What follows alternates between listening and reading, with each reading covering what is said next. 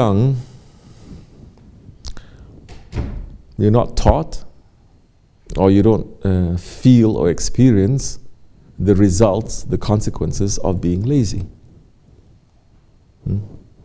Everything is upbringing, no?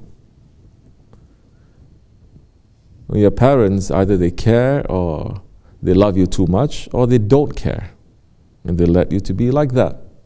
Teachers, educators, everyone that is around you, when they see something is wrong, and they just let you to be like that. They're not raising you, they're busy with their lives. They're not raising you, they're busy with their lives.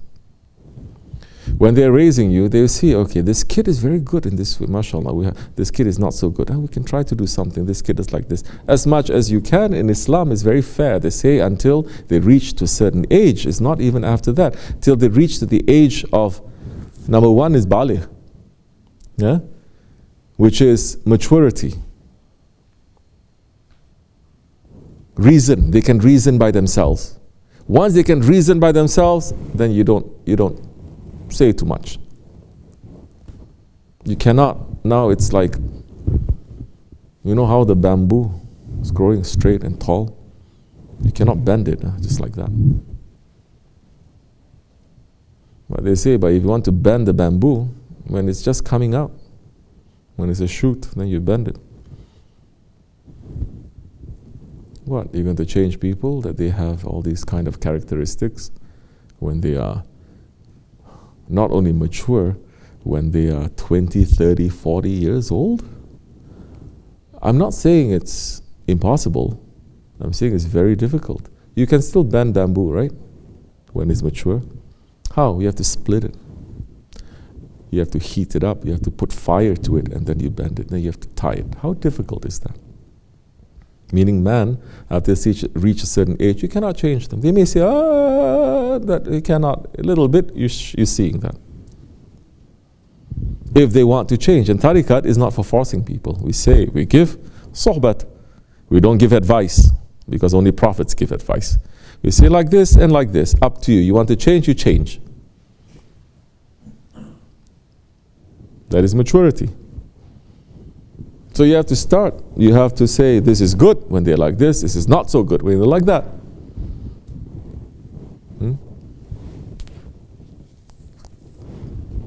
No, they have to be mature enough so that you can understand, they can understand, and you have to say. You reach to your child to be mature, then before you tell him you must sleep in this hour. You wait for your child to be mature in their teens, then you say, okay, you have to stop wearing diapers. What happened? Why don't you talk to them? Why don't you reason to them? Why don't you talk nicely, give them a whole big lecture? No, you don't, right? Because there's certain basic things that you know that they have to pick up, certain skills. To be hardworking is a skill. But if the child is raised to be like that, and they don't have to answer for it, what do you expect them to be later on? Same way, they find a way that is just going to be in a situation where it's comfortable to be like that until they die. Or until they hit something, they say, nope, I cannot do it like this. Living in my parents' basement, I can. But once I come out, I cannot. Okay? So, don't you see?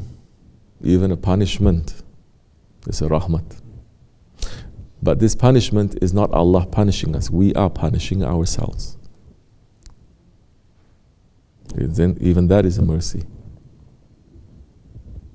And Allah is saying, the sign that Allah does not love that servant, He's not even going to give him a toothache. None. Nothing. Why should a person be caring about how his room looks? If he's been raised like that, every time he makes a mess, mother is going to clean up.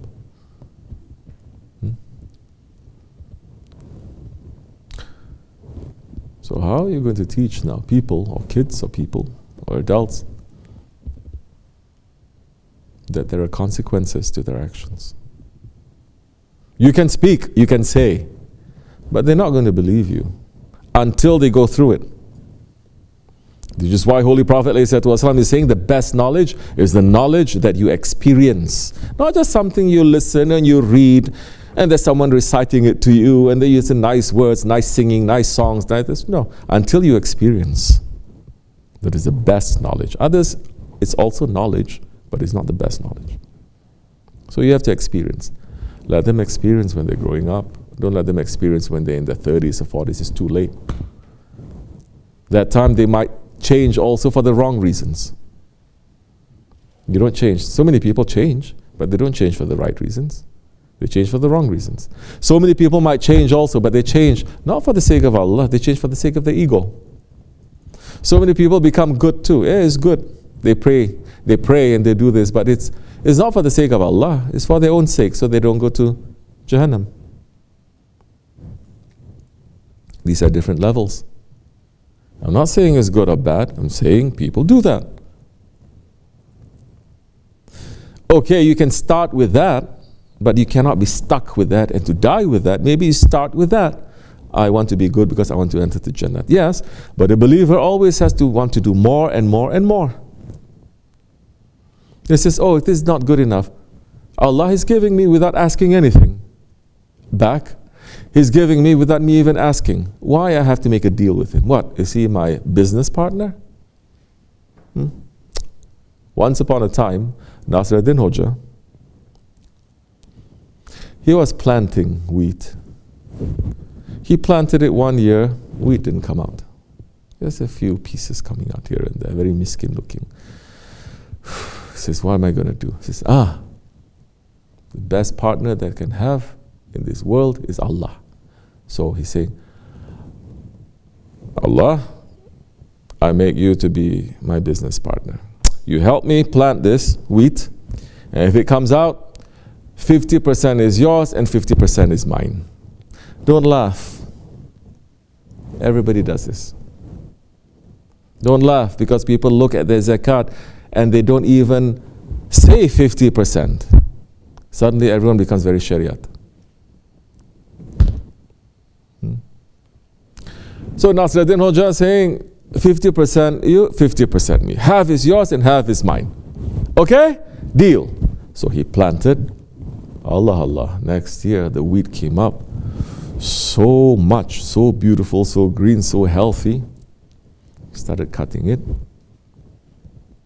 He waited for it to dry. He hid it all by himself. Then he divided it into 2 big piles. So he says, a deal is a deal. 50% is yours, 50% is mine. But I mean, you don't really need it. I need it. So what about 25% yours, 75% mine? So he starts putting it here. He says, I think this is good, he's saying. We renegotiate. Then he looked at that pile again and it's like, even 25% is too much for you. You're not in need of anything. Now, let me take a little bit more. So he started taking. When he was starting taking, suddenly the weather changed. And a storm came and it blew everything away. He got very scared. And then the thunder and lightning started. So he says, okay, stop. He says, you win, okay? You take 100%. It's okay. But you still have to turn on your flashlight and to look whether there's anything left or not. Consequences. People still believe there is a fear from Allah and knowing that things are coming from Allah. There is ritual in Islam, but there is no faith that is coming from Allah. It's because of this, it's because of this. It's because of nature, it's because of my hard work, it's because, don't you know, in real terms of a believer, you cannot even say, this medicine is curing me. You cannot say that. Allah is a curer. It's not that. Oh, so everything that they are doing is connected to Allah. Now, the only connection to Allah is going up and down like a robot 5 times a day. If we're doing that, if we are connected in namaz. Beyond that is nothing. no zikr, no nothing. Nothing to wake up the heart. So there's no connection. Why should there be a connection? It's like Allah doesn't exist in life.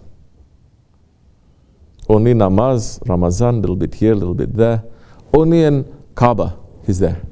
I feel really nice if I go there.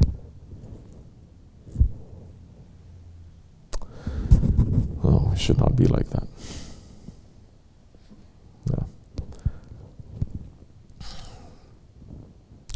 No. We're not asking Allah to punish us. We cannot bear His punishment.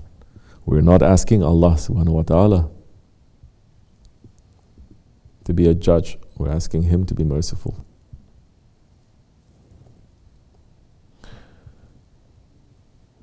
But we should not be spoiled.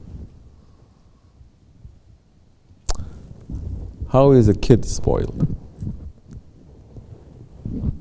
You give him what he wants. And what?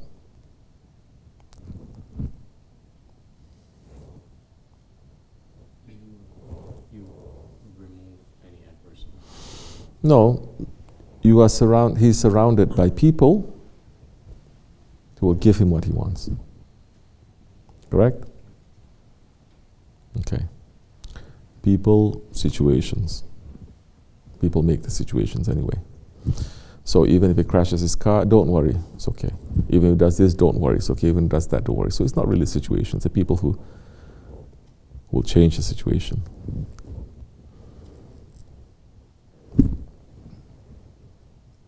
Take him away from the Jamaat that is spoiling him.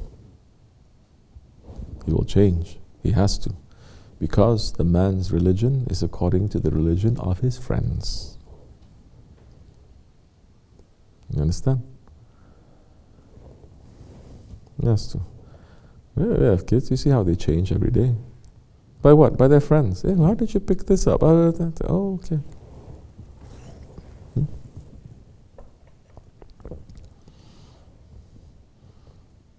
So, I mean, people are lazy, all of you are.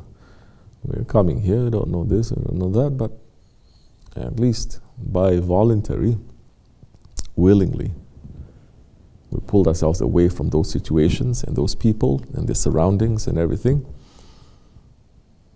that we can just get anything easily, and we're putting ourselves here. We're holding on to Shaykh Efendi. Is he forcing us? No. Is he giving us anything? No. Because we're looking for something, because we understand our heart a little bit, and we want to be with him. So now there's not too much chance. Even if people are continuing it, how long can you continue? How long can you keep it up? And you have to change, like what Shaykh Efendi says, easy way or hard way.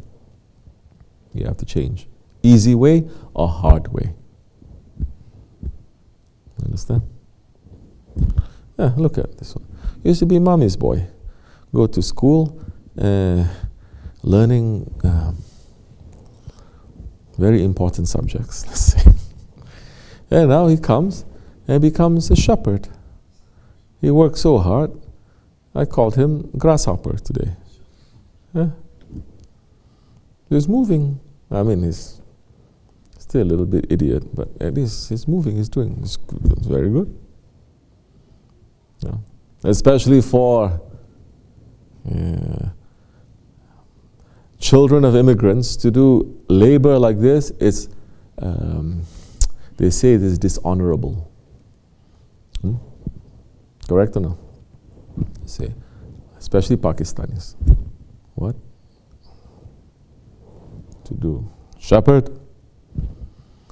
We came out from that to become doctors and lawyers and engineers, don't you know? You are my children to do that.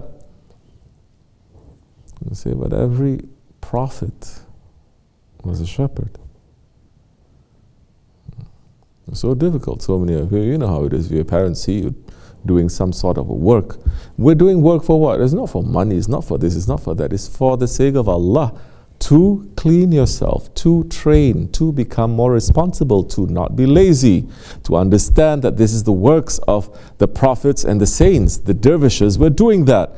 all these things, if we talk about prophets and saints and dervishes and awliyas and dergahs and taqiyas and all these zawiyas and things, the parents say, oh, mashallah, mashallah, they like it. Ashki Rasul. But we say, now, you love him so much, try to walk in his footsteps, literally. Say, oh, how are you going to make him to do that? We don't make anyone to do anything. But they themselves look at it and they say this is wrong. It's not. Some people say, oh, it is not our class. We're not in that class. What class? Huh? You think you're sitting on the throne? The only throne that you sit on is there in the toilet. That is your throne. You sit on that throne to know this is my throne. And look at what kind of dirtiness comes out from you. So, no need to be so proud like that. So these are the things that, especially growing up, we expose it. We teach. What are we teaching? We're teaching the birds to fly, and we're teaching the fish to swim. We're not going to teach the bird how to swim or the fish how to fly. We're not putting them through a factory to produce something. Everyone has to be the same. No. Everyone has a secret. Everyone has a skill. Everyone has a use.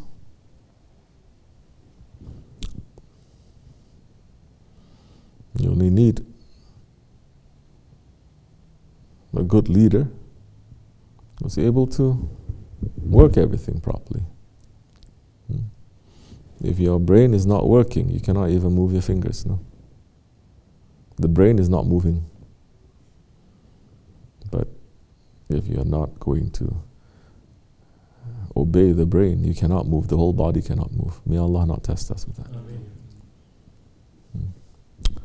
Oh, it's much enough. Wa min Allahu tawfiq. Al-Fatiha.